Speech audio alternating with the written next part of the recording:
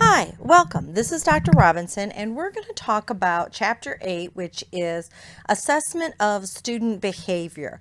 And so we're really going to focus on what do we do in special education when we have students with behavior problems. So the reason we look at this is we know that behavior matters. We define ourselves and others by their actions. Often, if you're sitting in a lounge, at a teacher's lounge in a school, you're going to run into what I call lounge lizards. And those are the teachers that are continually talking about how Bobby has disrupted their class and everything that he does wrong behaviorally. And they just want to harp on it. They don't want to come up with a solution. And what we have to do, and what we do best as special ed teachers, I think, is that we realize that behavior, just like math facts, has to be taught. When we look up the word discipline, we know that discipline means to teach someone, to help them improve their knowledge. And so we know that behavior is teachable, and we have to put the supports in place, just like we would for students with an academic problem, to help students with behavior problems be able to attain our expectations. And we know that, as it tells you, the learning and academic success are always within that social cultural context.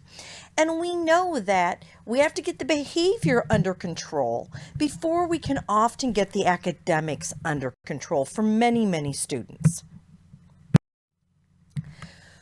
So we've talked about RTI before, and schools are very familiar with RTI, hopefully, for academic systems. But we also want to look at RTI in terms of the behavioral pyramid also.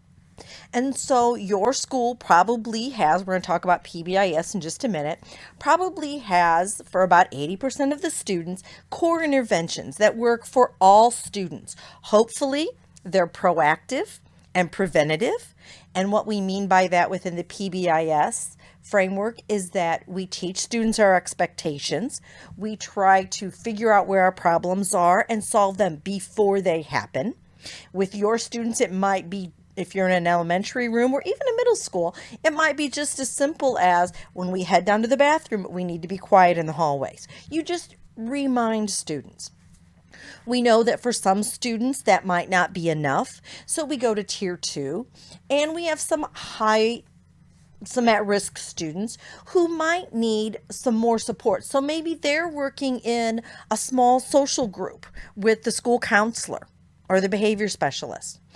But what we're really going to look at in this chapter is what do we do at tier 3, especially for our students with disabilities. And some districts use behavior specialists, student interventionists at tier 3 for students who are not already identified. So we know that when we think about RTI for behavior, we want it to be preventative, we want it to be proactive. Hopefully, Core 1 is taking place in the Gen Ed. And the whole idea is let's prevent a problem before it occurs. It's kind of using that engineering mindset and applying it to behavior. So when we think about PBIS, you'll hear this called Positive Behavior Interventions and Supports or Positive Behavior Supports, we know that this is a data-focused problem-solving model. And what that means is that when your PBIS school team sits down, we look at where are the referrals for the last year or two. And we realize that we have a lot of referrals coming from lunchtime recess, or your lunchtime if you're in a middle school or high school, or for coming from the lunchtime cafeteria room. And so we look at what are those referrals for, and how do we start solving some of those problems. So when I was in an elementary school, and this was just coming in, and this was so revolutionary, we looked at the data, and one of our areas was recess. We had horrible problems in the lunchroom and horrible problems at recess. And if you're in special ed, you know that many students, general ed and special ed, do not do well with what we call those gray areas. And so we did a couple of things. We looked at, as your book will tell you on, I think it's about page 152, It'll talk about how we look at where are our problems and what do we need to put into play. So we discovered that our playground was a problem. We came up with our school-wide expectations. Ours were be safe, be respectful, be responsible. We had two little icons. One of them was a bear and one was the hornets for our school. So this went with our bear, be respectful, get it? We were so clever. And we defined what did it look like to be respectful, responsible on the playground. And so we did everything from practicing what that looked like with students. We had little whistle calls. My best friend was the playground monitor at lunch. And, one meant, come on in, everybody line up, it's time to come in. Two short, beep, beep, meant there was a problem, everybody stops. It's kind of like freeze tag. Everybody stops, hold on to the balls, find out what's going on. That meant there might be a fight, there might be a tornado drill, who knew? But we taught the students the expectations. We actually talked with students about, in the classroom, would go in and do social skill training. How do you join the game? You want to play basketball, you just don't go up and grab the ball. How do you join the game? Let's talk about that. And so we taught students what we wanted to do. We introduced those students to what they call that skill-oriented behavior curriculum. We said, we're going to reinforce what we want. We're going to acknowledge you when you do what we want. We had caught you being good slips. And, if you improved in your behavior, we had bringing up grades reward, a bug. And then we also had a bug, bringing up your behavior, because we know some students, if they got 5 referrals last time and they're down to 2 referrals these 9 weeks, woohoo, that's improvement. So we wanted to celebrate students doing what we wanted. And so we put that in place. But for some students, that wasn't enough. PBIS will solve, again, about 80%, 90% of your problems, but it won't solve them for everyone. And so what we do then is we get into what I think is the really fun stuff. And that is doing functional behavior assessments, an FBA. And to me, it's like being a detective. So that's why I have the Great Mouse Detective on here for you. And what we do is we break it down, what's going on, into a behavioral pattern. And we use the ABC model. A is antecedent, what happens before. B is the behavior that we're seeing. And C are what are the consequences, intended and unintended, of what we're seeing. And your book gives you some information on page 155 for this. But let's talk this through. So you have, Mrs. Gen Ed teacher tell you that this student is constantly disrupting the class. He's yelling out, he won't raise his hand, and this happens all the time. He just won't let you teach. Okay. So we do a couple of things when we look at the FBA. First of all, we need to identify what's happening in concrete terms. So if you have a student who never gets busy, he never does anything in class, and I'm sure you've heard this before. Well, we start asking questions. Tell me what that means. Does he not get his book out? When you tell the class to get ready, start on page 54 and do the first 10 problems, I've taught the lesson. Does he not get his book out? Does he get his book out but not work on it? Does he get distracted and not complete it? Is he interfering with others? What is he doing? Tell me, let me see that behavior. So that becomes important because you start identifying what really is going on and getting that teacher's view of what it is and then putting your expertise with it. So then we also start looking at, so what happens right before the behavior? So whether it's yelling out in class or a student is hitting someone else. Well, what's happening when Tommy hits? Well, what happened right before he hit his friend? Well, he wanted that toy. We were playing in the class, they were working on something, or they might have been doing science experiments, and he wanted that. So he took it or grabbed it from his friend or hit his friend to get it. Okay, so what happened afterwards? Well, did he either get yelled at and get kicked out of class? Did the friend back down and let him use the science thing or use the toy? So what happened? Because sometimes what we find is teachers reinforce the wrong behaviors. An example of this is I worked with a student. I was called in because the student constantly yelled out. That's all we ever heard. He never raises his hand and he yells out and he just dominates the whole class and I don't know what to do anymore. Okay, so I went in to observe. And yep, he was yelling out. So I looked at what happened before. Well, what I noticed is that before he yelled out, he was really engaged and he wanted to answer that question. And if he raised his hand, the teacher wouldn't always call on him. So he would just give the answer because to him it was important that she knew what he wanted. So what I noticed was he would get excited, he would yell out, and the teacher would always then thank him and say, well, thanks, Tom. That's a great answer. She would never say, you didn't raise your hand. She unintendedly reinforced his yelling out. So then when we met, I said, I noticed he does this when he's really excited. When I watched him, I noticed, he'll get really excited. You can see visibly. And so that might be a time to say to him, I'm going to ask you, Tom, what's the next answer? And let him know that you're going to give him that chance. And then the next time you're going to call on Susie. And so if he doesn't raise his hand, you can always just say, kind of do the planned ignoring, that I need somebody to raise their hand for me to answer this question and call on someone who raises the hand. And then immediately the next time he raises his hand, you call on him and you thank him. Thank you for raising your hand, Tom. What's your answer? I'm sure you're going to do a great job with this or something like that. And so we give the teachers concrete ways to do that. We also look at how often is it happening. So my student with my little boy, who had more of an intellectual disability, we had Down syndrome, he would hit students. He would take what he wanted.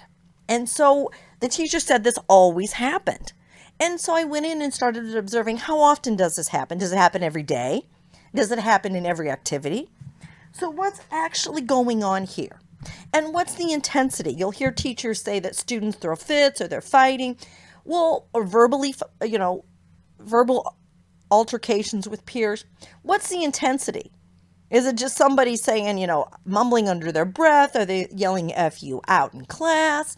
So we start actually measuring that. How often does it happen and what's the intensity? We might ask the teacher to make a little check mark every time it happens in a box for each, period, math, science, social studies. And then we do what's important. We start trying to identify what's the function of the behavior. Now, you and I know that all behavior has a function, whether it's to get attention from the teacher, from your peers. Are you trying to gain control of the situation? Are you trying, what are you trying to get from this? Every behavior has a function. We know that. I have a brand new nephew, and when he cries, he knows mommy or daddy will come. So what's the function? To get mommy or daddy. He might be hungry, mommy comes. He might be bored, but mommy comes. And we want, obviously he's a newborn, so that's what we want. But we know that no matter what we do, there's a function to it. So then if we decide with my little blurter outer that he's trying to get the teacher's attention, he's also trying to show other kids that he's smart. So he's trying to get peer and adult attention. So then we start recommending interventions that feed that need. Think of it as what monster's driving that kid. And we want to feed the monster, but instead of feeding the monster junk food, we want to feed him good food. And so with my little guy that yelled out, I asked the teacher to reinforce him, feed his little monster when he does it right. So when he would raise his hand, she would try to call on him. No, she couldn't call on him every time, but she would kind of wink at him and let him know, we worked this out with him, that I can't call on you every time, but I see you raising your hand and I really like that. So she might just kind of wink over his direction, even if she called on someone else. So he knew that she knew he was ready. So we were feeding that need for her attention. Now, yeah, we started out trying to do it every or every other time he raised his hand, but you start building his confidence. And the point was we reduced his yelling out. We fed his need another way. We also fed his need for peer attention by she would purposely call on him if it was a hard problem and she knew he knew the answer. Or sometimes if he didn't know the answer and she would say, Tom, I need you to be brave and tell me what your answer is because this is really hard. And even if he was wrong, she would say, I'm so glad you gave that answer because now I know that everybody else is thinking the same thing. So even if he was wrong, she reinforced him. And she really turned him around because we matched our interventions to feeding his needs. So we look at that FBA and we write those interventions down on a behavior intervention plan. And that is the legal document that accompanies the IEP that states what we're going to do. And if you look in your book on pages 157 and 158, they have a sample. There are some good things in it, but there are also some problems. So let's talk about some of the basics. The first thing with your behavior plan is you look at your FBA and you relate it to what you found out in the FBA. What I don't like about what the book has is they have a whole list of problems. Well, you and I know we can't fix too many things at once. If you've ever been on a diet or you've ever promised you're going to exercise more or eat better or maybe stop drinking soda or stop smoking, you can't do all of those things at once. We're not made that way. To change behavior, we know it takes fidelity, that we do it the right way every time for a minimum of 21 days. And we're adults. So imagine what we need to do for children. So the first thing we do is we identify 2 to 3 behaviors that we want to focus on. Generally, we pick what's the biggest problem. If a student's getting kicked out of school for fighting, we're going to work on that. But we also sometimes will pick a smaller behavior, maybe our blurting out behavior in class with one of our little guys that's really ADD, because that's a smaller behavior that we can have some success with. Because if you lose 1 pound, it makes you think more about how we're going to eat better because we've had a little bit of success. And we want to build that with our students. So you can't fix everything at once. Start with what we can fix and what's the biggest issue. Then we start looking at those prevention strategies. What are we going to do to try to stop my student from fighting or stop my student from yelling out in class? And what I did love about what they did in the book, they put who's responsible. Because you've sat in on IEP and behavior plan reviews where we say all these things are going to happen. And everybody leaves thinking somebody else is going to do it. Or worse, you as a special ed teacher are going to somehow do everything. Well, that's not possible. So we sit down and we say, okay, Mrs. Gen Ed, in the classroom, this is what you're going to do. This is going to be our cue that we're going to work with the student. You're going to do this. You're going to do this. I'm the behavior specialist. I'm going to do this. The student is responsible for this because we always give the student some responsibility. If he's sent to the office, this is what the administration's going to do. So often for big problems like fighting or things like that, we will write down kind of a step-down plan. We're going to do this, then this. If he goes to the office, this, then this is what happens.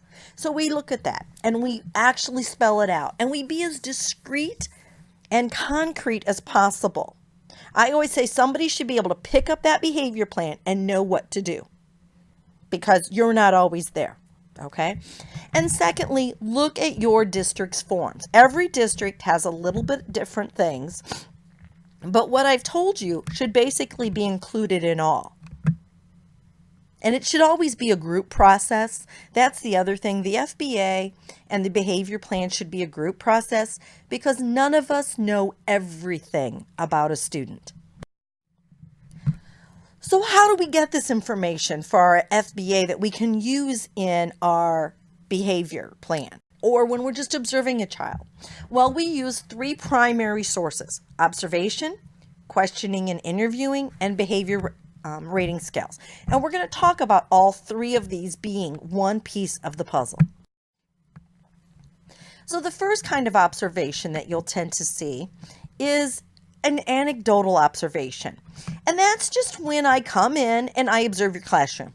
So many teachers would say to me, June, I want you to come in and observe my class and kind of tell me what you see. Now, you cannot go in and do an observation of a specific student without parent permission. But what some teachers would say is, do you have time to just stop by for 15 minutes? There's a dynamic going on in my classroom. I'm not tying it to one student. Will you come tell me what I can improve or what you see sitting in the back of the classroom?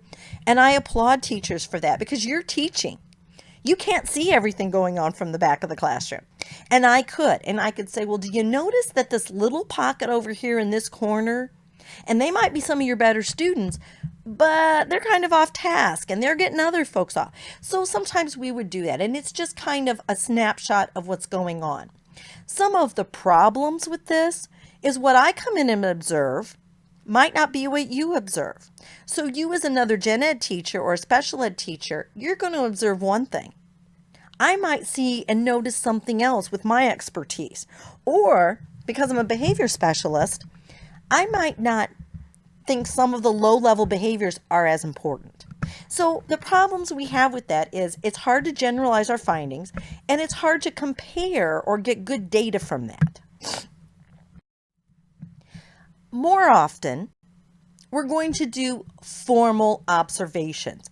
And in a formal observation, when I come in, usually I have already discussed with the teacher or the behavior group or the FBA group, whatever they call their RTI group for behavior, or there's been a referral, what behavior is concerned. So with my blurter outer or my student that's throwing temper tantrums and throwing himself down in the hallway. Okay, I know what I'm looking for. So then I can go in and start observing for that time period. And so I'm not really watching other behaviors. I'm looking for that. Now, anecdotally, will I write those down? Sure. But I'm there to look at this behavior. And there are two big methods that we use. Interval recording and event. Now, interval recording is kind of a time sampling. And often you'll see this for on-task, off-task behaviors in many observations if we're looking at ADD, something like that, especially if we're going to be doing an evaluation for OHI for ADD. And what happens is, let's say every 15 seconds, I mark as the student on task, off task, on task, off task. And that's all I'm looking at. Every 15 seconds or every 30 seconds, whatever I'm looking for. And it really becomes, does that behavior occur? And then we total up, it happened 15 out of the 20 times he was off task.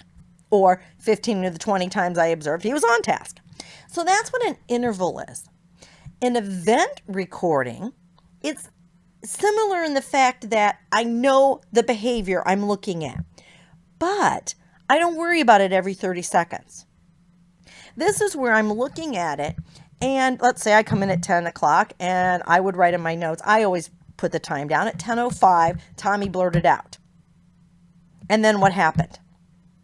And then I would continue and I would notice that the teacher starts asking questions and this is what Tommy starts doing. And then at 10:17 he blurts out again. And this is what the teacher happened. This is what happens. What's the consequence? I'm always looking in my mind of that ABC. And some forms will actually have the behavior in the middle. I write the time, 10:47, Tommy blurted out. I real quick write what happened before and what happened after. So with event recording, we're looking again for a specified behavior. But we're seeing what happens what is going on immediately prior and what happens immediately after. In terms of observation, we're also looking at two other ideas. Duration. So with the off task, or let's say my little temper tantrum kiddo, the teacher said this happens and it goes on all day long. Well, what I noticed was at certain times of the day, his temper tantrum might have been 3 minutes. Another time of the day, his temper tantrums might have been 10 minutes. So I started observing what's causing that? What's making it be 3 minutes here and 10 minutes here? So we use that duration to help us turn that. The other thing we look at is the latency. So with my students who don't want to do any work, the teacher gives a request, get out your books to page 145. I want you to do the first 10 problems. So I start marking how long does it take for him to get busy on doing that assignment. Is it 15 seconds? Is it 30 seconds? Is it 3 minutes? Is it 10 minutes? And I might be marking down what's going on in there. So once we've done our observations, often then we get to using some questioning and some interviews. And often we'll ask those questions, the who, what, when, where, why, but that it happens. And that's great. But we often use structured interviews. And this is between two people. So I might have a series of questions that I'm going to ask the teacher, or I'm going to ask the parent, or possibly the student. Often we will do a structured interview as part of the FBA with a student, often more with a mild disability more than a intense disability. And I might be looking for asking an structured interview about reinforcers. What are they going to work for? Are they working for tangible? Are they working for food, peer attention, adult attention? So I might use a structured interview for that. Often, though, I'm going to use an informal interview for students. So I might talk to the student who doesn't get busy on their classwork and say, okay, why aren't you getting busy? And I'm going to ask in a nice way generally. And I'll say, how can I help you? I know that Mrs. Smith gets upset with you and you get in trouble because you don't get started on your work. So is there something you don't understand? How can we help you do better with that? Some students will say, I look at it and I don't know how to get my paper started, or I forget what she says, or I don't like this. One student, what we found out was he purposely wasn't getting busy in the classroom and was wasting time because as adults, we were reinforcing the wrong thing. If he didn't get his work done, he went to the resource room where someone that he liked worked with him one-on-one. He had no reason to get busy in class. He knew he was going to get one-on-one support, and she kind of overhelped him, I found out, and when I observed. So we changed it around. We fed his little need for attention by gen ed teacher working on him, and we changed it to when he got to the resource room. I couldn't say he couldn't go to the resource room, but now when he went to the resource room, if he didn't have at least 5 problems started, he had to sit at his desk and do the first 5 problems before he could go get help. Even as long as he'd made an effort, because he first tried, of course, to do 5 problems any old way. That didn't cut it. But we got him to the point where he would at least start in the classroom. If he had 5 problems done, he could go over to the assistant's desk and sit with her and work through some. But we had to feed his need for attention another way. So we found that out through that informal interview. Another thing that is very popular and is more standardized are behavior rating scales. And this is foundational. They are very well researched. We can find lots of good information. It helps us know what really is statistically a significant behavior and what falls within a range of normal behaviors.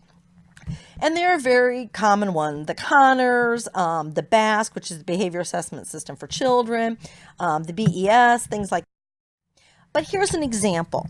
And what we do with a behavior rating scale is it's often a Likert scale, which you see here, going from occasionally to frequently to never. And the teacher or the parent or sometimes the student will rate their behaviors on specific items. And then the school psychologist or the behavior specialist will put that in the computer and it'll give us a nice little graph. And what's important about that is it allows us to see a range. And what I especially like about this, if you're going to be doing these, try to find one with an even number, because we all know if it has 3 or 5 choices, we always go to the middle, and that doesn't give us a lot of information. But so we start looking at that and looking at the continuum of behavior. So we've done our FBA and we've written a great behavior plan, but it doesn't always work. And so, for students with a disability, We have to follow due process, and that includes a manifestation determination, and that is called when the school district wants to change the placement of a student, an identified students, due to their behavior, and especially when it's a disciplinary removal. Long-term suspension, we want to put them in a different setting. Now in Indiana, these are things that count as a change of placement. An actual change of placement meaning their classes that changes from consult to resource, resource to self-contained, a shortening of a day, a suspension beyond 10 cumulative days, meaning all year long. And you guys remember that in Indiana, a day is a day. And that means no matter what, if you suspend a student for half a day, it counts as a whole day. So a student can't have 9.5 suspension days. It doesn't work that way. If you send them home 20 minutes before school is out, that's a whole day of suspension. So we have to look at that. The other thing that counts in the law is if you put a student in ISS without access to their special ed services. So that can also be a change of placement. So we know we have to do this. So what do we do in this conference? Well, we go through a very methodic process that addresses key questions. First, we look at the student's disability. Often, many school districts, if they haven't had testing within a year or two, will do some expedited psychological testing. We will see, did the student's disability interfere with their ability to control their actions or understanding the consequences of their action? Or was there a causal relationship? If they're emotionally disabled, then yeah, we're probably going to have a causal relationship. And here's the big part. Has the IEP been properly followed and implemented? As that district person who did the manifestation determinations, that was also often the problem. We had a great behavior plan, but it wasn't followed. The general ed teacher didn't follow it. Or we stated that the student would have delayed passing periods, but they let him go out today when everybody was in the hall and he got in a fight. You weren't following his IEP. Or he's supposed to have an escort in the hallway, and the escort was sick, but we forgot to have somebody else walking. That's a problem. Or somebody just decided they weren't going to follow the behavior plan, and that's a problem. Or the IEP wasn't followed, so the student wasn't getting their academic services. And you know, if you've ever been in a manifestation determination conference, we do go over the IEP and the BIP and the FBA with a fine-tooth comb, because we have to. Because if we don't find it, someone else will. And if we find that there is a relationship, then the student isn't going to be expelled, because that's often what schools are asking for. And you know that they're not going to be fully expelled anyways. We're going to have to give services even if we do disciplinary action. So in cases where there was no relationship and the school had followed, so I would have to say, okay, given the severity, your student's either going to be on half day, they're going to go to an alternative placement, I'm going to change their classes. So I could make recommendations. That would be one situation. But in this situation where a IEP has not been properly followed and implemented, there are still choices. Even though the school thought, and I'm making air quotes here, the school thought they lost, sometimes, yes, the student got to go back into the regular placement where they were with no changes. And it was a slap on the wrist for the schools. Other times, I would really look at what was best for the students. And I would look at parents and say, we have the right to return John to this setting, but you and I both know this isn't being successful. So let's look at this. What about this option? And sometimes I would make a change based on what was best for the students. Later, I would let that administration and that teacher know you got a problem and you got lucky here, that the parent went along and let me change it. Because push comes to shove, I wouldn't have been able to change it. But so hopefully, I know you guys, you do your best work and you do what's needed. It's just trying to make sure everybody else, and I know your administrators don't always follow. So hopefully that gives you an understanding of that process and what's needed. And from the behavioral and the evaluation aspect, to do your FBA, your BIP, make sure everybody's aware of that. Okay, see you in Chapter 9.